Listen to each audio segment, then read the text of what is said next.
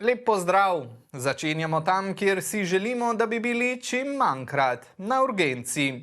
Urgentni center mora zagotavljati hitro in učinkovito pomoč, ki je rezultat znanja, organiziranosti in medsebojnega sodelovanja, predvsem pa zavedanja o dragocenosti minut, ki rešujejo življenja. Splošna bolnišnica Novo mesto je nedavno obeležila 10. obletnico delovanja urgentnega centra, ki je osrednji sistem nujne medicinske pomoči v jugovzhodni Sloveniji. Ob tej priložnosti so pripravili slovesnost in okroglo mizo. O čem so govorili? Poglejmo. Novomeški urgentni center velja za eno najbolj obremenjenih, a hkrati organizacijsko stabilnih urgentnih enot v državi. V splošni bolnišnici Novo mesto to pripisujejo dobremu sodelovanju z zdravstvenimi domovi in koncesionarji v regiji. To sodelovanje je prineslo to, da delamo kakovostno, da delamo timsko in da delamo za pacijente. Nikoli do zdaj ni bil pacijent primarja, sekundarja, ampak je pacijent bil pacijent in smo se z njim ukvarjali na ta način, da vsem, ki potrebuje nujno medicinsko pomoč, jo tudi zagotovimo v najkrajšem možnem času. Seveda uspešno sodelujejo tudi z novomeškim zdravstvenim domom. Jaz mislim, da lahko res potrdim to odlično sodelovanje, dogovore, tudi naš prispevek v delu urgentnega centra, kot ga je omenil že dr. Kostič, EZHP, kjer naši, se pravi primarni zdravniki dežurajo. Morate vedeti, da pred 10 leti je bila ta dežurna služba organizirana na primarnem nivoju in ponekod v zdravstvenih domovih, tudi te regije oziroma izpostave, je še vedno tako. Na slovesnosti so poleg uspešnega delovanja centra večkrat opozorili na vse večje obremenitve urgentnih služb. Direktorica Splošne bolnišnice Novo mesto je poudarila, da je bil center prvotno načrtovan za okoli 45.000 pacientov letno, danes pa jih v Novem mestu skrbijo že približno 75.000. In zgrajen je bil z namenom, da bodo v njem delali urgentni zdravniki, ki pa jih ni bilo, še danes jih ni, in namesto njih delajo naši specialisti, ki pa jih zato ni v ambulantah in v operacijskih dvoranah. Resen izziv predstavlja velik pretok nenujnih pacientov. Največja obremenitev centra je praviloma ob ponedeljkih. Dnevno jih v povprečju obravnavajo okoli 200, o posameznih dneh pa tudi do 270.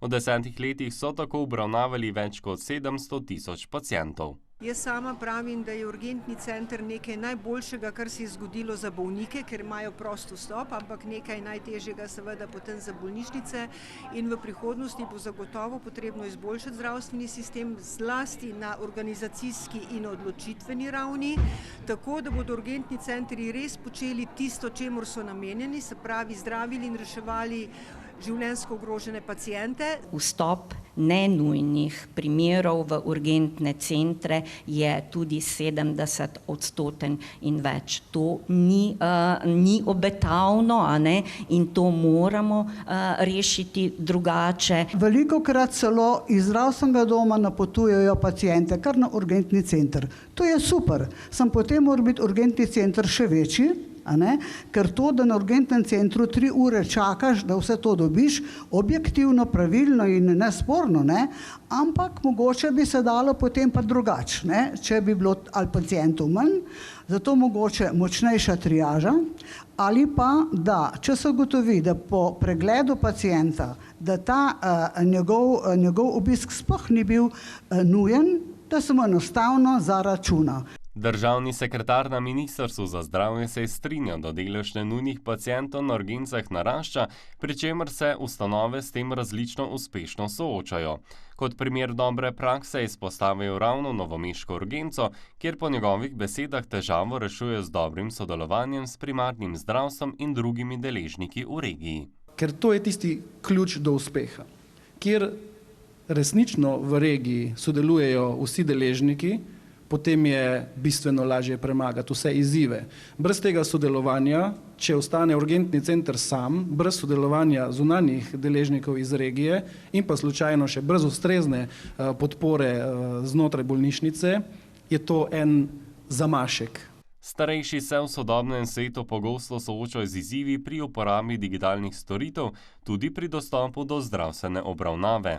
Treba je vedeti, starejši ljudje, neizobraženi, predvsem kar se tiče informatike, Kar se tiče dostopa, pa telefoni, pa po raznih informacijskih poteh enostavno ne znajo, ne zmorejo. Zaradi tega mislim, da jih več tudi na koncu konča na urgenci, ker prej ne zmorejo, ne znajo. In mislim, da je tu en izziv, ki ga je pa res treba upoštevati. Izpostavila je tudi izjemno razliko med Ljubljano, od koder je prišla, in Novim mestom, kjer v 10 mesecih ni bilo niti ene pritožbe. So pripombe na delo, vendar se vse da veliko večino rešiti skozi razlago, pogovor in seveda tudi morda včasih primerjavo s katerimi drugimi okolji. Tudi tokrat so govorci izpostavili potrebo po nadaljnjem razvoju infrastrukture urgentne medicine v regiji, zlasti po izgradnji helioporta, ki pa ga za zdaj še ne bo. Helioport vidimo kot en dodatek, ki bi nam pač omogočil, da ti najbolj ogroženi pacienti čim prej pridejo do zdravstvene obravnave, se pravi do nujne medicinske pomoči, ker to so najbolj ogroženi pacienti. In tem pacientom je tudi urgentni center bil namenjen. Novo mesto helioporta še nima, predvsem zaradi usklajevanja evropskih projektov in financiranja. Zaradi spreminjajočih se geopolitičnih razmer se prilagajajo tudi finančni mehanizmi, kar vpliva na načrtovanje in prenos projektov v slovenski sistem financiranja in izvajanja. Je pa, kot veste, v preteklem obdobju res maksimiziran ta investicijski cikel v zdravstvenem sistemu. In zato je pravzaprav so integralna sredstva zasedena že za obstoječimi projekti, potem je pa tisto, kar so bile prioritete, skladno z pričakovanji in pa zahtevami tudi NATO, potem sprejete in pa kako so bili ti projekti za dvojno rabo potem tudi določeni. V Kočevju helioport že gradijo, pri tem se mnogi sprašujejo, zakaj ima ta prednost pred Novim mestom. Moramo iz objektivnih vidikov razumeti, da ima prednost pred bolnišnico Novo mesto, ker je resnično geografska umestitev satelitskega urgentnega centra Kočevje v tako nezavidljivi situaciji, da je po prioritetah vsekakor prej na vrsti tudi Tolmin, kot pa naprimer bolnišnica Novo mesto. Zakaj? Ker ima izjemno dobro delujoč urgentni center in zaledje v bolnišnici, ki tudi nudi to postreanimacijsko oskrbo in ne nazadnje tudi izjemno dobro cestno povezavo in ne glede na to, da nima svojega heliporta, tudi zagotavlja možnost pristanka helikopterja, čeprav to ni na nekem tako ustrezno izdelanem mestu, kot si ga želimo. Ob tem je dodal: mreža heliportov se pripravlja in v bodoče verjamem, da bodo po vrstnem redu, torej najprej oddaljena mesta in potem tudi vse ostale ustanove heliport dobile. Tukaj ni dileme, ker to je tisti nujni napredek, ki ga potrebujemo. V novomeški bolnišnici poudarjajo, da je delo v urgentnem centru zahtevno, a so kljub temu uspešni. Prihodnji razvoj bodo usmerjali predvsem v krepitev kadrov in infrastrukturo.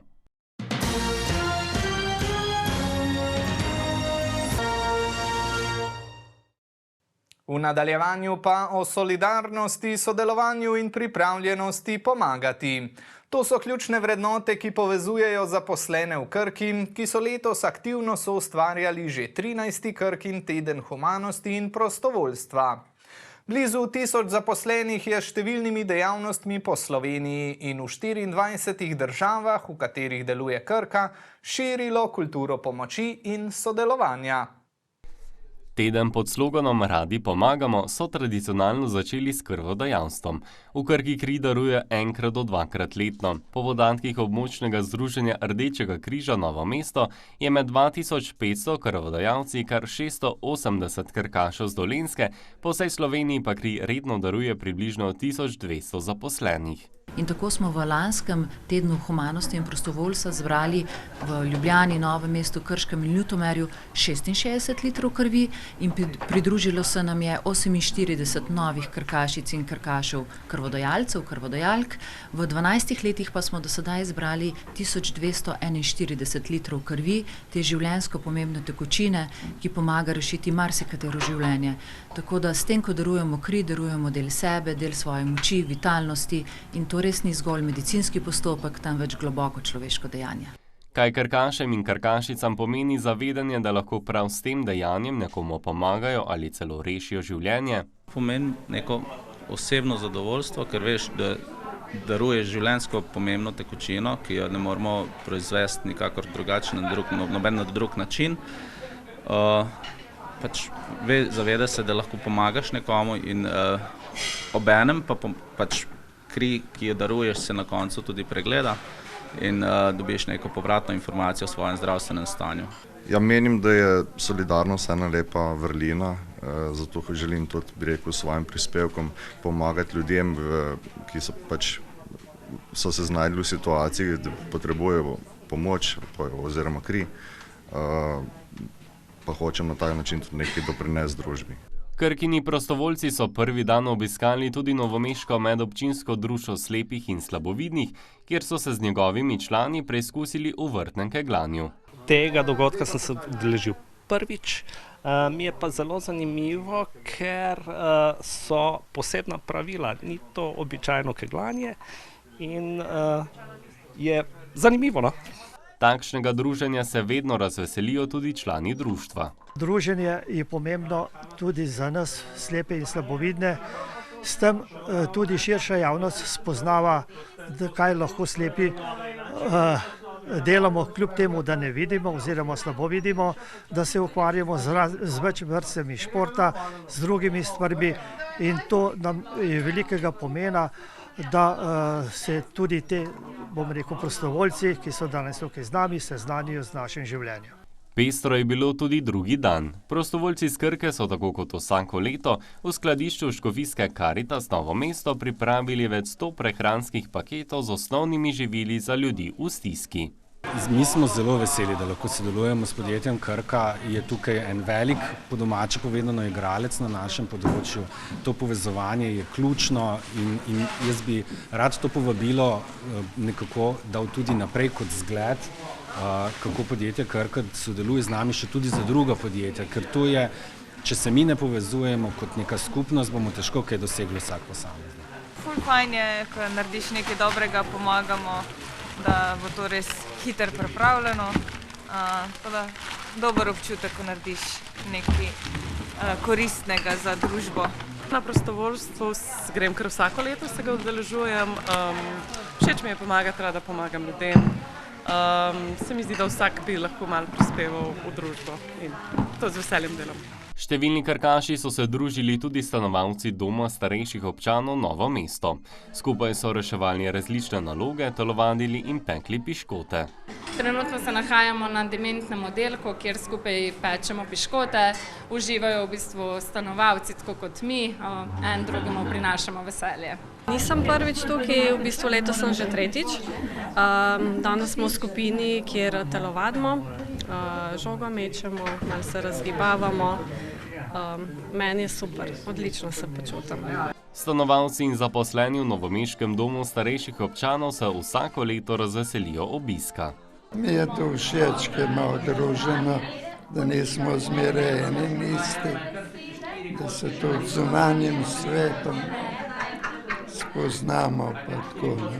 Hvaležni smo za vsak trenutek, ki nam popestri življenje. Nekateri Krkini prostovoljci pa so obiskali tudi društvo paraplegikov Dolenjske, Bele krajine in Posavja.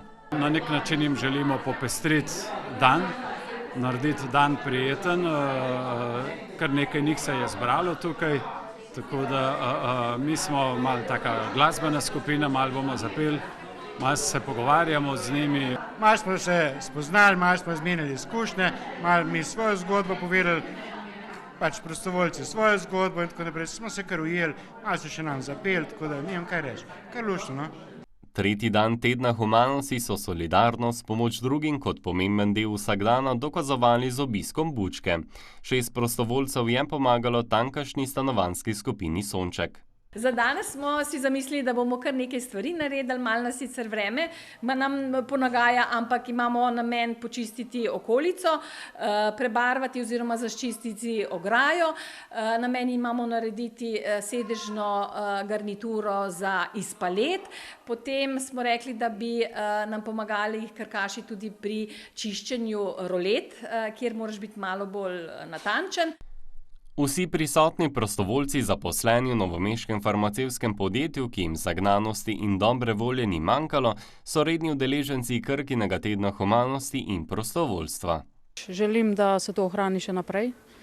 Tudi jaz se bom še udeleževala. Sodelovala sem že 2 leti nazaj v domu starejših v Trebnjem, tukaj sem pa prvič, v bistvu, da spoznam stanovalce in tudi zaposlene, pa tudi moje sodelavce iz Krke.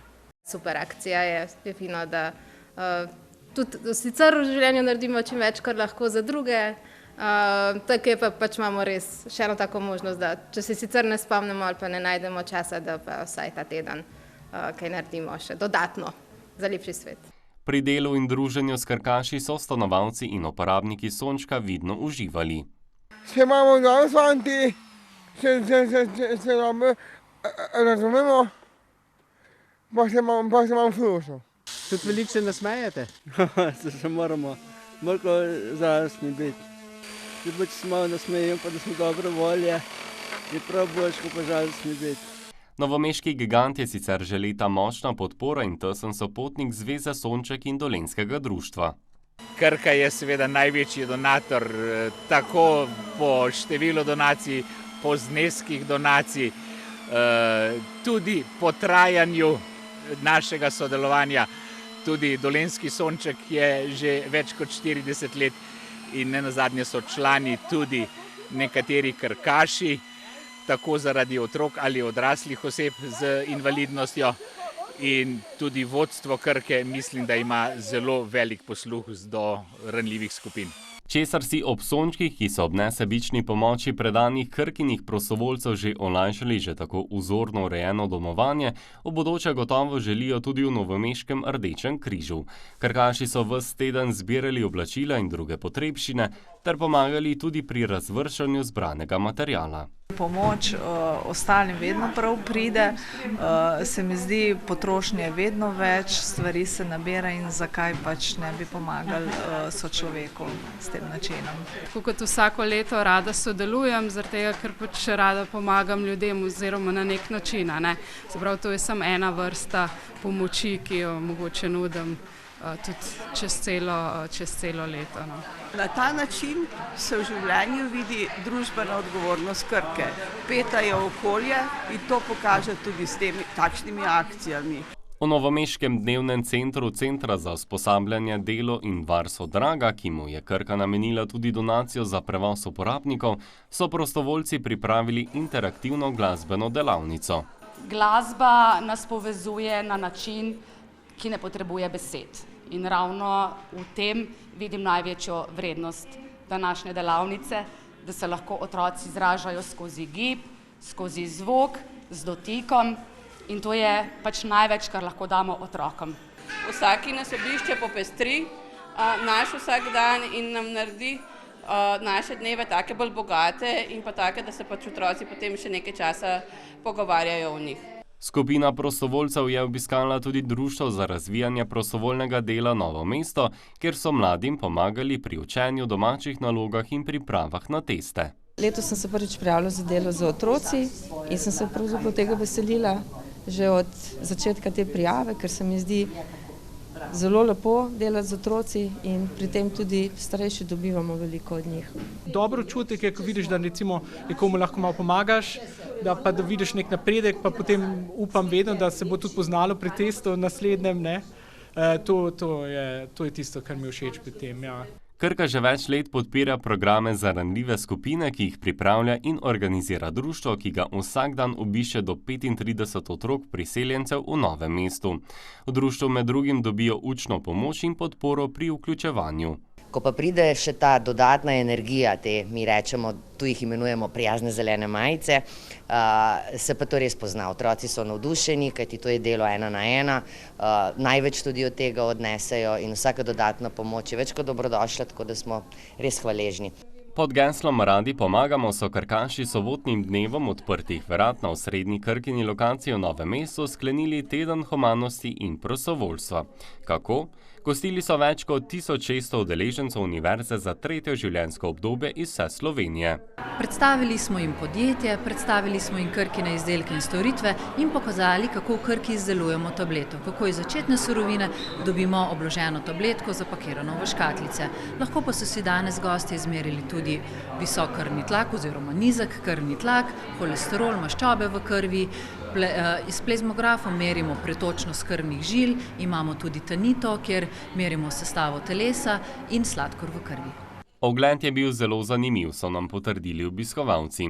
Mnogi so si tovarno zdravil ogledali prvič, nekateri pa se vanjo radi vračajo. Navdušena vedno bolj nad avtomatizacijo, nad paleto zdravil, nad množičnostjo proizvodnje in, kot se reče, worldwide pozicijo Krke. Predvsem bi pa tudi pohvalila vse te prostovoljce oziroma Krko in upravo kot iniciatorja tega dneva odprtih vrat in res vsi so zelo dobro pripravljeni, tudi zelo prijazni, to je treba posebej poudariti, tako da se počutimo res dobrodošli tukaj ob tem ogledu.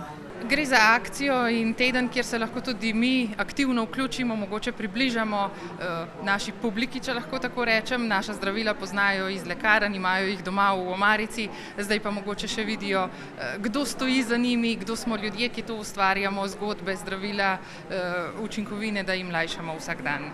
V enem tednu so zbrali 2,4 tone oblačil in drugih potrebščin ter 51 kg hrane za živali, pripravili pa tudi 960 paketov hrane. Pomemben del tradicije ostaja tudi krvodajalstvo. Letos so v Ljubljani, Novem mestu, Krškem in Ljutomeru skupaj zbrali 65 litrov krvi in s tem znova prispevali k reševanju življenj.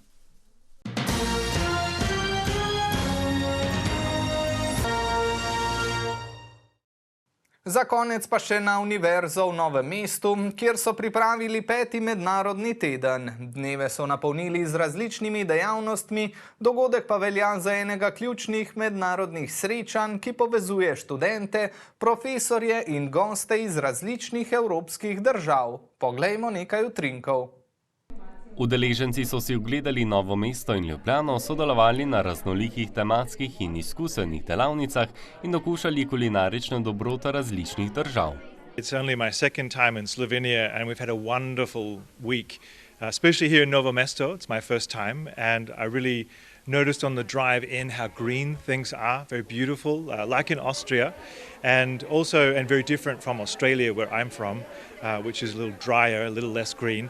And meeting new colleagues, meeting people from around Europe has really been a wonderful privilege, being able to learn about their universities, their cultures, what they're studying, what they're passionate about. So as I'm a lecturer and I've met other administrators, I've met international staff, and so being able to come together for this week in Novo Mesto has meant that we've been really able to forge new friendships that may eventually lead to cooperations, and Erasmus students being able to come to our Hochschule Burgenland and as well to travel to other destinations around Europe. Avstrijska univerza sicer z novomeško sodeluje že več let. And so that was part of the reason for me to come this week, was that I've been able to put faces, rather than being online, to actually be in person together and have some talks and some moments of coffee and some lovely Slovenian sweets and cakes. And I'm now very full of all of those things. So it's been really a wonderful morning of exchange that we've had here today. Actually, it's the first time that I'm Slovenian, and I was so excited to go to Slovenia because I always wanted to come here, and we have a cooperation with the University of Novo Mesto since 4 years, and we met in different countries, so it was time to meet in person here in Slovenia in Novo Mesto. Well, we came here to gather some experience, international experience, to meet new people, to meet wonderful students of the Novo Mesto, and we have wonderful time here. We have opportunity to have a lecture, to present our university as well. Ja sam jako oduševljena s ovim događajem. To je prvi put za mene da nečem takvom sudjelujem. Jako mi je se sviđa sam doček i sam taj naše upoznavanje. To je napravljeno na neki originalan način, igriv način.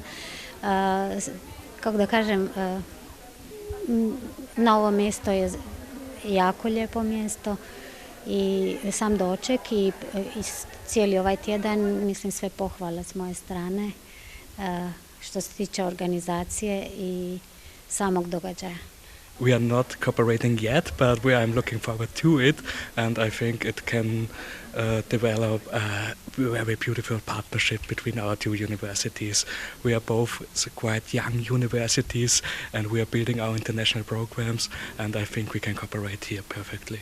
Mednarodnega tedna se je udeležilo več kot 30 gostov iz 13 držav. Tukaj se zdaj izmenjujejo dobre prakse, predvsem pa neka energija, ki je nujno potrebna za nadaljno sodelovanje, se pravi, poleg nekih idej obstoječih praks skušamo razviti tudi nove ideje za nove prakse in predvsem nove projekte. Med drugim so si ogledali razstavo Kri, tekočina življenja, živa tekočina, ki so jo skupaj s profesorji pripravili študenti Univerze v Novem mestu.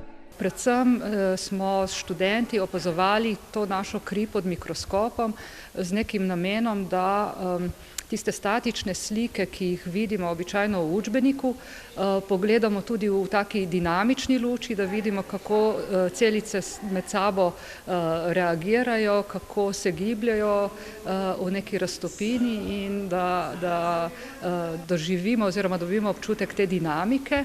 Hkrati pa lahko v krvi oziroma v podobah, ki jih opazujemo pod mikroskopom, vidimo tudi neke makropodobe, in te asociacije, ki so se našim študentom porodile ob ogledovanju teh mikroskopskih fotografij, smo potem nekako s pomočjo umetne inteligence prenesli v to razstavo.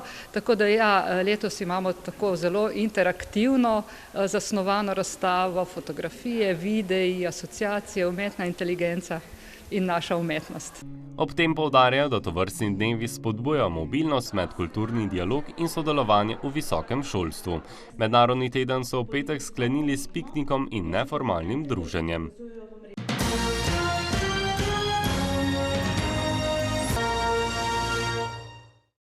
Zgodbe, v katerih so na prvem mestu ljudje, ki s svojim znanjem, srčnostjo in sodelovanjem bogatijo vsakdanji utrip v naši okolici, od zdravstvenih delavcev in prostovoljcev do akademske skupnosti, prinašajo upanje za prihodnost in uspešen jutrišnji dan. Takšne in podobne zgodbe redno spremljamo v oddaji Smo dobri gospodarji. Nove v vaš dom prinesemo spet čez teden dni. Ostanite zdravi in v naši družbi. Lep pozdrav!